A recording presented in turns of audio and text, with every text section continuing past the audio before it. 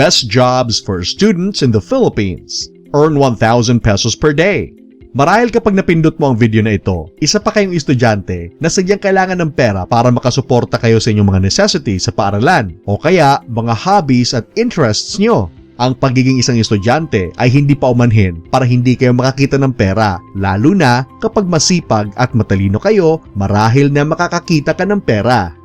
Kaya sa video namin na ito, ibibigay namin ang iba't ibang madaling paraan kung paano kayo kumita ng makabuluhang pera kahit na estudyante pa kayo. Ito ang mga ilan lamang sa mga halimbawa kung paano kayo makakita ng ilang libo kapag isa kang estudyante sa bansa natin.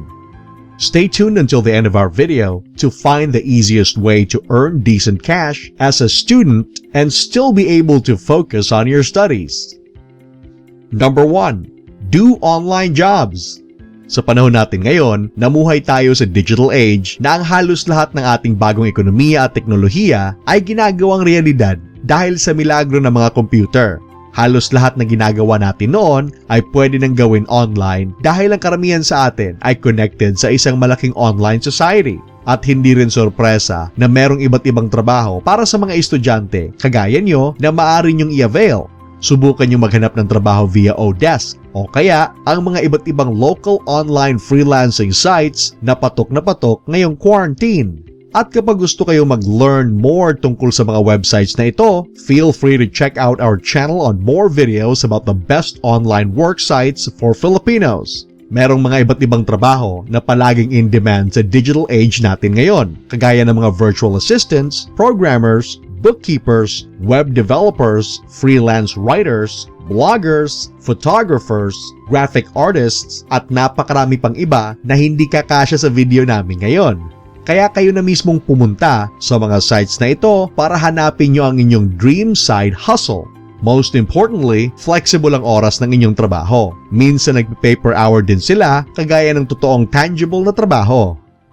Before we continue, huwag nyo kalimutan mag-like sa ating video at mag-subscribe sa aming channel for more quality content. Number 2. Be a stockholder.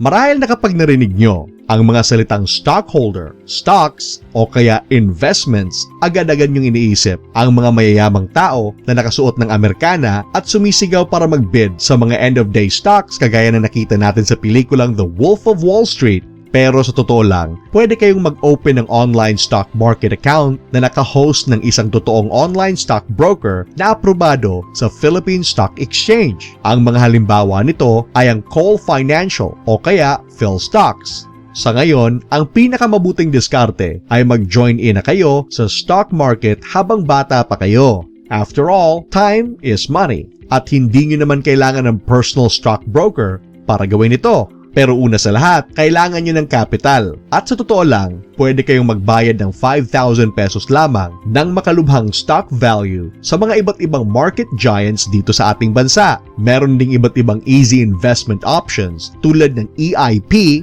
of Call Financial na kung saan kailangan nyo lang bumili ng stocks sa isang malakas na kumpanya at pabayaan nyo itong lumaki so long term.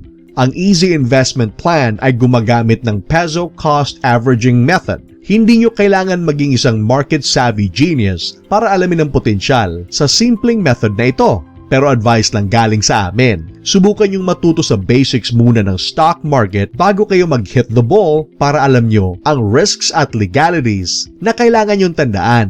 At kalaunan, maaari kayong kumita ng libo-libo o kaya milyones sa long-term passive income. Number 3.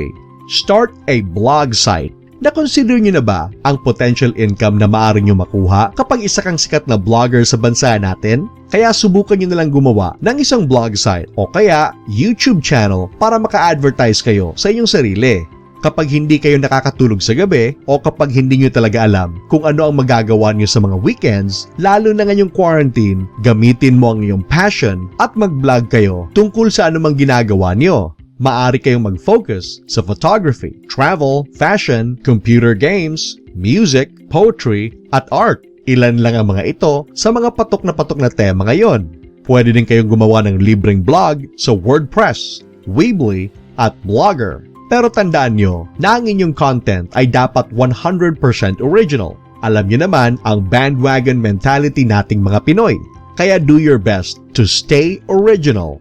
Baka hindi nyo alam, pero ang pagkakaroon ng blog site o kaya channel sa YouTube ay isang form ng passive income as long as may nanonood ng inyong videos. Additionally, makakakuha kayo ng sense of fulfillment sa ginagawa nyo, pati din ang popularity at ang pagkakataon na makilala mo ang iba't ibang local content creators sa industry.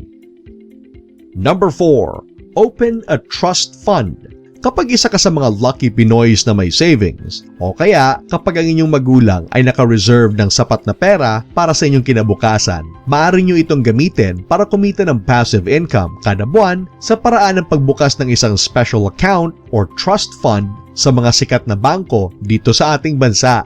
Merong iba't ibang klase ng trust funds na available sa mga bangko ngayon na siguradong pasok sa inyong current economic status kagaya ng mga special accounts, UITFs o mga unit investment trust funds at iba pa. For reference, may kakilala kaming tao na naglagay lamang ng 50,000 pesos sa kanyang equity fund at ngayon nakakakuha na siya ng extra 6,000 pesos kada 3 buwan. Number 5. Try to get hired in popular fast food chains or restaurants. Merong mga iba't ibang estudyante sa panahon ngayon na sobra-sobra ang admiration namin sa kanilang determination at kakayahan para i-balance ang kanilang academics at trabaho. At kapag kasing determinado kayo, kagaya sa kanila, pwede niyong isakripisyo ang inyong leisure time o kaya inyong expensive lifestyle para sa inyong pag-ipon. After all, ang mga ito ay available naman pagkatapos nyong mag-graduate at makaipon ka na ng pera. Kahit hindi kayo makakatrabaho ng full-time, pwede kayong mag-opt-in sa mga student-friendly schedules o kaya magtrabaho kayo sa minimum hours. Paniwalaan nyo o hindi, pero ang Jollibee, KFC at McDo ay merong mga iba't ibang options para sa mga working students. And of course, pwede din kayong mag-overtime kapag may sobra kayong oras. Ang karamihan sa mga local fast food chains kagaya ng aforementioned Jollibee, McDo, Chowking, KFC at Greenwich ay tumatanggap ng mga iba't ibang mga estudyante at mga batang service crew workers at nag-effort din sila para ma-accommodate nila ang kanilang schedules at work routines. At baka magtanong kayo kung magkano ba ang maaari niyong makuha sa panahon ngayon kung magtatrabaho kayo bilang isang part-time fast food worker. Sa ngayon, maaari kayong kumita ng 50 hanggang 65 per hour kapag may overtime kayo. This adds up to at least 400 pesos per day. It's not much, but it's honest work. Meron ding iba't ibang benepisyo sa pagiging trabahante sa fast food o mga Class B o Class A na restaurants. Aside of course sa monetary compensation at mga bonuses, maaari din kayong matuto ng mga iba't ibang bagong skills at kaalaman na may kaugnayan sa F&B at dining experiences. Makakatanggap din kayo ng certificate galing sa inyong kumpanya na marahil na magagamit niyo sa inyong future job hunting endeavors, lalo na kapag ang inyong kurso o career ay kaugnay sa mga HRM at ibang service-oriented industries. For more related videos, feel free to check out our channel description below for more related topics and most useful business tips na siguradong magpapa-increase sa inyong financial literacy.